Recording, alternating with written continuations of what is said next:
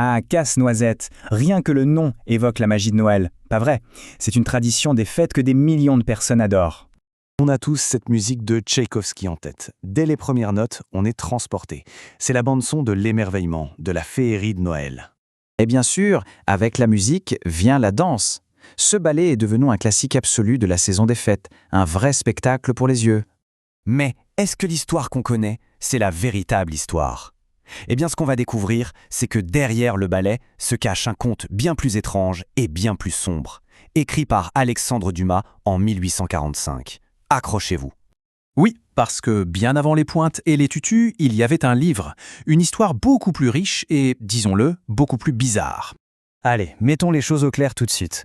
Le ballet, c'est l'histoire de Clara, son rêve un peu fou et la fée dragée. C'est féerique, mais le conte original, c'est une autre paire de manches. L'héroïne s'appelle Marie et on est plongé dans une histoire de fée assez noire avec une reine des souris qui a une sacrée soif de vengeance. Ça change la perspective, n'est-ce pas? Alors imaginez la scène, on est la veille de Noël, chez la famille Silberhaus, l'ambiance est à la fête, tout est joyeux. Et dans cette maison, on fait connaissance avec notre petite troupe. D'abord Marie, 7 ans. C'est elle, notre héroïne, douce et pleine de compassion. Son grand frère, Fritz, 9 ans, c'est un peu le bulldozer de la famille, toujours prêt à tout casser. Et puis, il y a le personnage clé, le parrain Drosselmayer, un type spécial. Un inventeur de génie, mais super étrange avec son cache-œil et sa perruque en verre. C'est lui qui va mettre le feu aux poudres. Parmi tous les cadeaux, Marie va trouver un jouet qui va tout changer. Un petit bonhomme en bois, un casse-noisette. Franchement, il n'est pas très beau. Dumas nous les décrit comme étant tout tordu, complètement disproportionné. Mais voilà, là où tout le monde, surtout Fritz, voit juste un objet un peu moche, eh bien elle voit de la bonté. Et elle le prouve, quand son brute de frère lui casse la mâchoire sur une noix de rôdir, que fait Marie? Elle prend un ruban de sa propre robe et elle le soigne, avec une tendresse infinie. Et c'est ce petit geste qui va tout déclencher.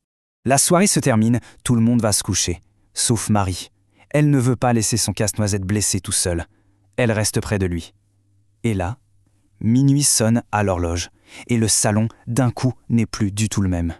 Du plancher, qu'est-ce qui sort? Un monstre, le roi des souris. Et attention, on ne parle pas d'une petite souris mignonne, non.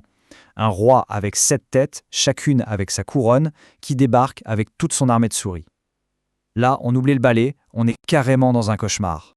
Face à cette invasion, tous les jouets dans la vitrine s'animent. Et qui prend la tête de la résistance? Notre casse-noisette. Blessé mais vaillant, il mène son armée de jouets. C'est une bataille épique, mais ça tourne mal.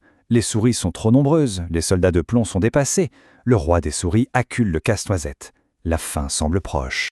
Et c'est à ce moment-là que Marie intervient. Elle ne peut pas rester là à regarder. Elle fait ce qu'elle peut, elle prend sa pantoufle, et hop, elle la lance en plein sur le roi des souris.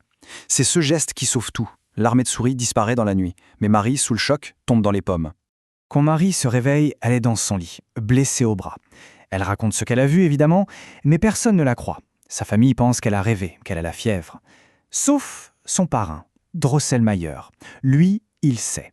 Et il lui dit « Laisse-moi te raconter une histoire. Une histoire qui va tout expliquer. » Et là, l'histoire dans l'histoire commence. Et tenez-vous bien parce que tout ce bazar, ça a commencé à cause de lard. Oui, vous avez bien entendu, du lard. Un roi en est fou, mais la reine des souris, Dame Sourissonne, lui pique tout avec sa famille. Le roi Furax engage un certain Drosselmayer pour construire des pièges qui tuent les 7 fils de la reine. En retour, la vengeance de Dame Sourissonne sera terrible. Elle jette une malédiction sur la nouveau-née du roi, la princesse Pirlipat. Pour briser cette malédiction, il n'y a qu'une seule solution. Une noix légendaire, la noix Krakatuk. Le problème, c'est qu'elle est réputée absolument incassable. C'est le seul et unique espoir. Et la reine des souris ne plaisantait pas, elle met sa menace à exécution. La magnifique princesse Pirlipat est transformée en une créature monstrueuse. Une tête énorme, une mâchoire en bois, une apparence qui, soudain, nous rappelle quelqu'un, non? Exactement, un casse-noisette.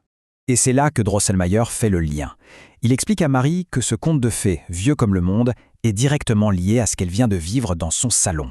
Et là, toutes les pièces du puzzle s'emboîtent. Le parrain Drosselmayer est bien sûr lié à l'inventeur de l'histoire.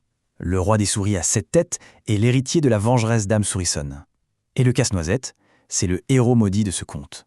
La bataille que Marie a vécue, ce n'était pas un rêve. C'était le dernier chapitre d'une très vieille guerre.